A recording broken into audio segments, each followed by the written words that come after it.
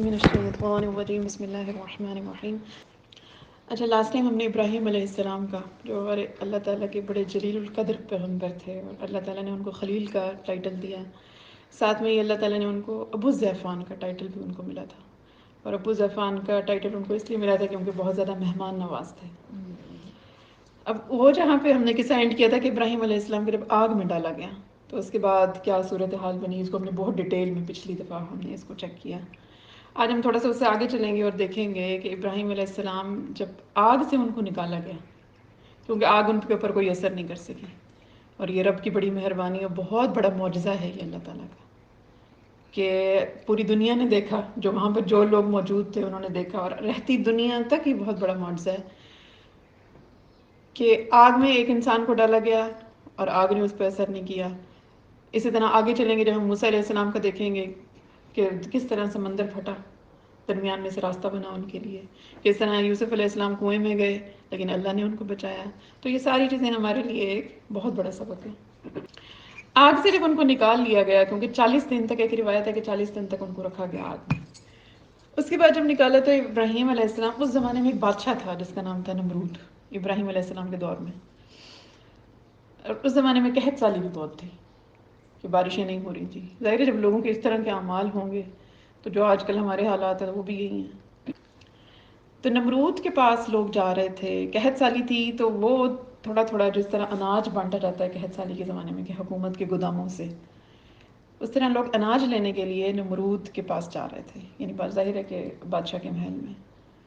تو ابراہیم علیہ السلام بھی جب آگ سے نکلے اور انہوں نے اپنے گھر والوں کے حالات دیکھے کہ کھانے کو کچھ نہیں ہے، لوگ فاقے کر رہے ہیں، تو انہوں نے بھی جو ہے اس قطار میں لگ گئے، اس لائن میں کہ جہاں پہ لوگوں کو اناج مل رہا تھا۔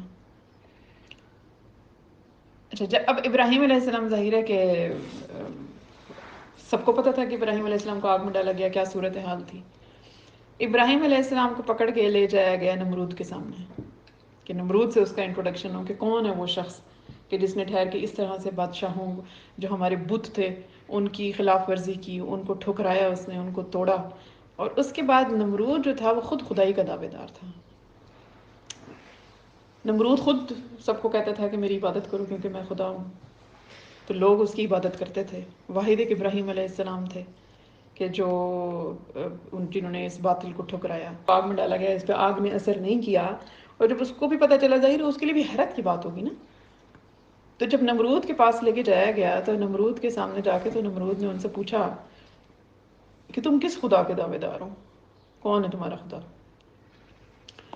تو ابراہیم علیہ السلام نے اسے تعارف اپنے خدا کا کرواتے ہیں کہ میرا خدا وہ ہے جو حیات دیتا ہے لوگوں کو، اور جو موت دیتا ہے، جو زندگی بخشتا ہے اور جو موت دیتا ہے۔ تو وہاں پہ نمرود نے کہا کہ یہ تو میں بھی کرتا ہوں، میں بھی زندگی دیتا ہوں، میں بھی موت دیتا ہوں۔ اور ثبوت کے طور پہ اس نے یہ کیا کہ اس کے پاس قید میں 2 لوگ تھے کہ جن دونوں کو سزا ہو چکی تھی اور دونوں کو سزائے موت ہو چکی تھی۔ اس نے اپنے سپاہیوں کے تھرو ان کو بلوایا اور ایک کو موت کی سزا دے دی اور ایک کو چھوڑ دیا، اور کہا دیکھو یہ میں نے ایک کو زندگی بخش دی ہے، اس کی موت کا فیصلہ ہو چکا تھا، اور ایک جو ہے وہ مار گیا، اس کو سامنے اس کو پھانسی کی سزا دے دی۔ تو وہاں پہ پھر فوراً ابراہیم علیہ السلام نے، کیونکہ حالانکہ حیات یہ تھوڑی ہے، حیات تو یہ ہے کہ کچھ نہ ہونے سے کچھ بنانا، کہ جب کچھ نہیں سے کچھ بنانا، تو وہ تو رب کی تخلیق ہے اور وہ تو رب کائنات کا ایک وصف ہے۔ لیکن نمرود کی عقل پہ حیرت ہوتی ہے کہ جو مکھی، اتنی سی چھوٹی سی مکھی جو تخلیق نہیں کر سکتا، یہ مطلب حیات اور زندگی اور موت کا کوئی کانسیپٹ اس کے ذہن میں ہی نہیں تھا۔ تو فوراً ابراہیم علیہ السلام نے اپنا چینج کیا۔ ابراہیم علیہ السلام نے کہا کہ میرا رب تو وہ ہے جو سورج کو مشرق سے نکالتا ہے اور مغرب میں غروب کرتا ہے، تو تم اگر خدا ہو تو سورج کو مغرب سے نکال کے دکھاؤ۔ تو یہاں پہ کہتے ہیں وہ لاجواب ہو گیا نا، اس کے پاس اب کوئی جواب نہیں تھا کہ میں، کیونکہ اس کو تو چلو اس نے کاؤنٹر کر لیا کہ دیکھو ایک کو میں نے موت کی سزا دے دی، ایک کو زندگی بخش دی، لیکن وہاں پہ لاجواب ہو گیا کہ یہاں پہ تو ایک دم کہتے ہیں اس پہ سکتہ طاری ہو گیا، دیکھنے لگا لیکن اس کے پاس کوئی جواب نہیں تھا۔ لیکن اس کا رزلٹ یہ ہوا کہ ابراہیم علیہ السلام کو اناج نہیں ملا۔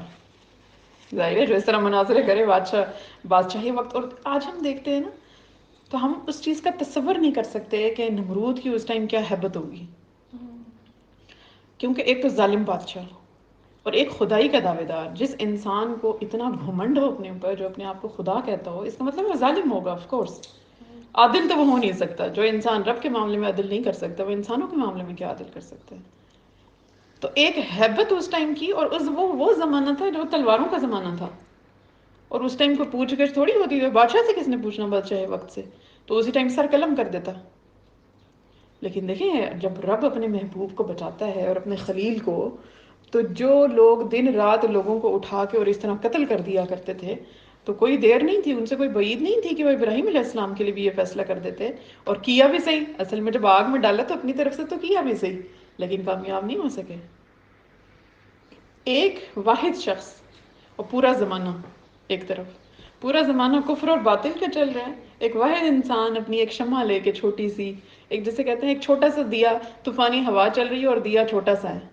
لیکن ہمتیں جو ہے نا، اس وقت کی ہمت کا ہم تصور ہی نہیں کر سکتے کہ وہ کیسی ہمت ایک انسان کے دل میں ہونی چاہیے. آج ہم 4 لوگوں کے سامنے مخالفت کی بات کرتے ہوئے ہمیں پتہ ہوتا ہے کہ ان 4 کی مخالفت ہمیں فیس کرنی پڑے گی، اور وہ بھی ہر ایک کے اندر اتنی کریج نہیں ہے کہ وہ 4 لوگوں کی مخالفت کو فیس کر سکے. حالانکہ یہاں پہ حق اور باطل کی کوئی بات نہیں ہو رہی، یہاں دنیاوی باتیں ہیں. دنیاوی معاملات میں بھی ہم آج مخالفت فیس نہیں کر سکتے. کہاں ایک بالکل ڈیفرنٹ کانسیپٹ کہ نہیں رب ایک ہے، سارے بتوں کو توڑ دینا بہت بڑی جرت چاہیے اس کے لیے.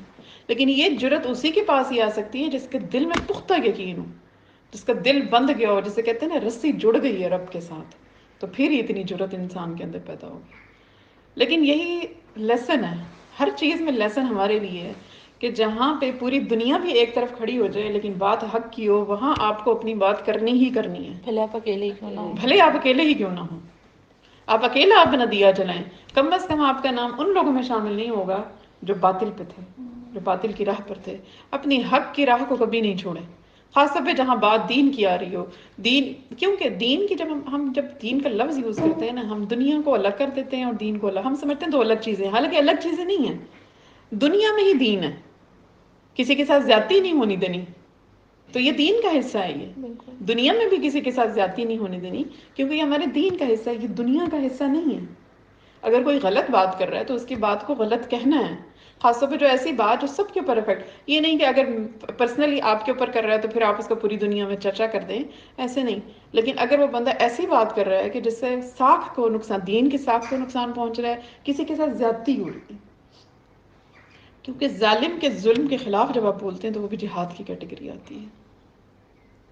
تو ظالم حکمران کے سامنے بھی جب آپ کھڑے ہو کے بات کرتے ہیں تو ظالم حکمران سے مراد یہ بھی ہے کہ جب آپ کا لیڈر کوئی ایسا ظالم ہو، یا آپ کا کوئی بھی اور رشتہ دار ہے، ایون آپ کے گھر میں اگر کوئی ایسی چیز ہو رہی ہے کہ جو کہ دین کے خلاف، آپ کے بچوں میں کوئی ایسی چیز ہو رہی ہے، کھڑے ہو جائیں وہاں پہ، اس محبت کو پیچھے اٹھا کے پھینک دیں.